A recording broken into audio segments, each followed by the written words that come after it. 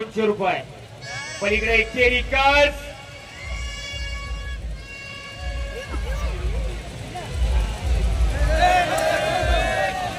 संतोष गायकर यांच्याकडून 500 रुपये दत्ताला. शबास कर्जतकर विजयाला.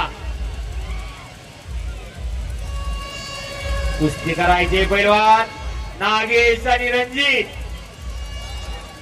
हो आणि इकडं कब्जा घेतला सागरनं. आता जरा कुस्त्या बघा.